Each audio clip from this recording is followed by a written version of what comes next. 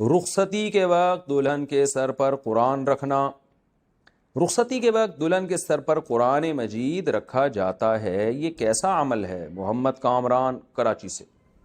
ثابت نہیں ہے، نہ نبی سے نہ صحابہ کرام سے، لہذا اس کو سنت عمل سمجھنا تو بالکل جائز نہیں ہے، بدعت ہے پھر اگر سنت سمجھ کے کریں گے، اور اگر بغیر سنت کے کرتے ہیں تو محض ایک رسم برائے رسم ہے۔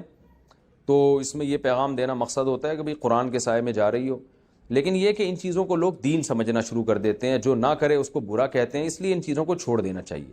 تو میں یہ نہیں کہہ رہا کوئی حرام عمل ہے، لیکن کوئی ایسا عمل بھی نہیں ہے کہ جس کو اپریشیٹ کیا جائے، کیونکہ جو ہے ان چیزوں کو لوگ بالآخر دین کا حصہ سمجھتے ہیں، تو دین میں تحریف کا خطرہ ہوتا ہے، اور قرآن پر عمل کو فوکس نہیں کیا جاتا، بس قرآن کے سائے میں رخصتی کو فوکس کیا جاتا ہے۔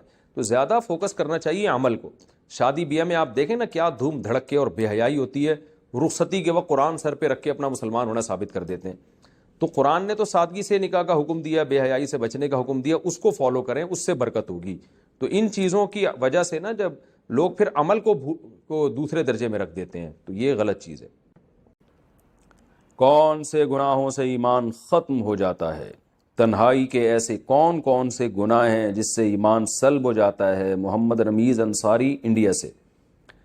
دیکھیے گناہ سے ایمان سلب نہیں ہوتا، لیکن سلب ہونے کا خطرہ ہو جاتا ہے کہ ایسا نہ ہو کہ جب آپ بار بار گناہ کریں گے، پہلی بات تو یہ یاد رکھیں گناہ کو اگر جائز سمجھ کے کیا جائے جبکہ شریعت نے واضح طور پر بتایا کہ یہ غلط ہے، تو بھی انسان کافر ہو جاتا ہے، اس سے ایمان ختم ہو جاتا ہے۔ جیسے کوئی نماز چھوڑے، قضا کرے اور بولے کہ اسلام میں نماز قضا کرنا جائز ہے، تو یہ کافر ہو جائے گا۔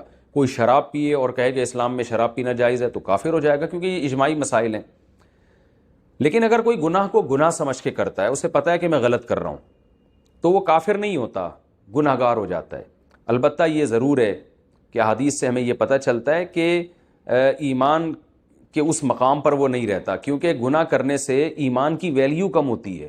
انسان جب بار بار اللہ کی نافرمانی کرتا ہے اور پھر شیطان اس کے دل میں کہتا ہے دیکھ اگر اللہ ہوتا تو تجھے اس گناہ پہ سزا دیتا، تجھے تو کوئی سزا نہیں مل رہی، تو آہستہ آہستہ آہستہ آہستہ انسان کا اسلام پر سے اعتماد ختم ہوتا ہے۔ حالانکہ اللہ جو مہلت دے رہا ہے، یا تو اس لیے دے رہا ہے کہ اللہ کی رحمت ہے کہ تمہیں توبہ کی توفیق مل جائے، یا اس لیے دے رہا ہے کہ اللہ ڈھیل دے رہا ہے کہ آخرت میں اکٹھا پکڑوں گا میں۔ تو یا تو یہ ڈھیل کی وجہ سے مہلت مل رہی ہے یا اللہ کی رحمت کی وجہ سے۔ یہ اللہ کا قاعدہ ہے کہ بسا اوقات وہ فوراً نہیں پکڑتا گناہ پہ، مہلت دیتا ہے، لیکن شیطان وسوسے ڈالتا ہے، پھر گناہ آسان ہو جاتا ہے انسان کی نظروں میں، تو اس سے اسلام کی ویلیو ختم ہوتی ہے۔ تو بعض دفعہ ایسا ہو جاتا ہے کہ پھر موت کفر پہ ہوتی ہے، انسان واضح لفظوں میں اسلام کا اور اللہ رسول کا انکار کر دیتا ہے۔ تو گناہ، کوئی بھی گناہ ایسا نہیں ہے جس سے ایمان ختم ہو جائے، لیکن ایمان کے خاتمے کی طرف لے کر ضرور جاتا ہے گناہ، اگر انسان اس سے توبہ نہ کرے۔ یعنی خطرہ اس بات کا ہوتا ہے کہ یہ آپ کو ایمان سے دور نہ کر دے کہیں، اور ایمان ختم نہ کر لے، چھین نہ لے۔ تو یہ ہر گناہ میں طاقت ہے، جو جتنا بڑا گناہ ہوگا اس میں یہ طاقت اتنی ہی زیادہ ہوگی۔